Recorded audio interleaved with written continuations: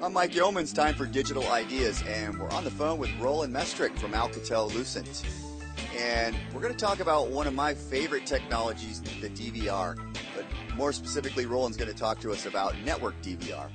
Roland, how's it going? I'm fine, thank you, Mike. Well, we did a podcast on this topic a few months ago when you guys won an Emmy Award. That's pretty darn cool. Sounds like you actually picked up the trophy at CES a few days ago in Las Vegas. How did that feel?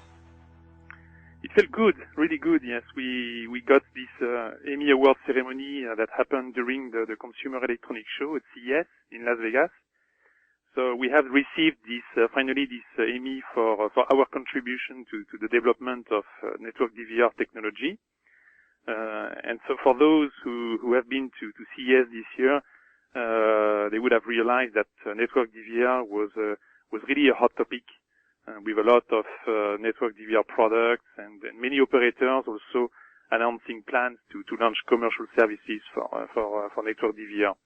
I think that, by the way, Light Reading has listed Network DVR as one of the top 5 technologies this year at CES. So quite amazing.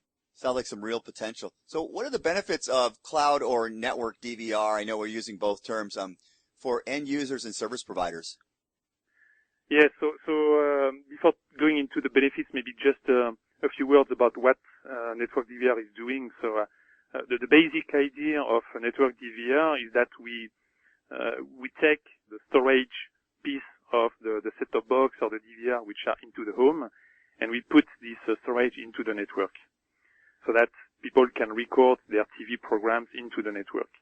We call it Cloud DVR, actually, within Alcatel-Lucent, because from an end-user perspective, they have their recordings in the cloud, in the network, and they know that once their recording is in the cloud, then they can access them from any device, from anywhere they are, and at any time. So that's really the benefit for the end-user. For the service providers, by centralizing the storage, they can really save a lot on the cost of the set-top box, because if you remove the hard disk from the set-top box becomes less costly. Then they can also save a lot on the operational expenses, considering that in the set-top box, the hard disk is really the element with the highest failure rate. So it means that if you remove this part from the set-top box, there will be less calls to the help desk, and also less truck rolls to replace this piece of equipment when it fails. All right, so those benefits are pretty obvious to me now. When I think about content providers, and I'm sure digital rights is going to be a challenge. Roland, can you tell us more about how we're addressing that concern? Yeah. So it's definitely one challenge, in particular in some countries. In some other countries like Switzerland, it's not a challenge anymore. There is no real legal issue with storing content into the cloud, and the operators can really fully benefit from Cloud DVR.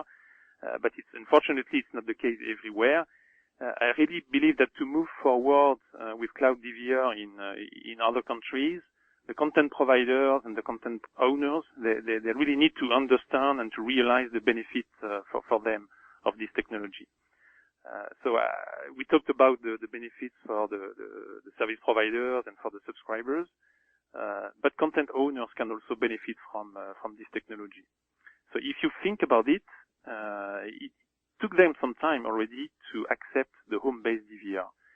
Now they need to understand that the cloud DVR is even better for them than the home-based DVR, because it gives them a much better control, really much better control over what content is recorded and for how long it can be stored. They can really control things like the storage space, or if you prefer, the number of hours that people can record. They can control the number of tuners or the number of TV programs that they can record in parallel.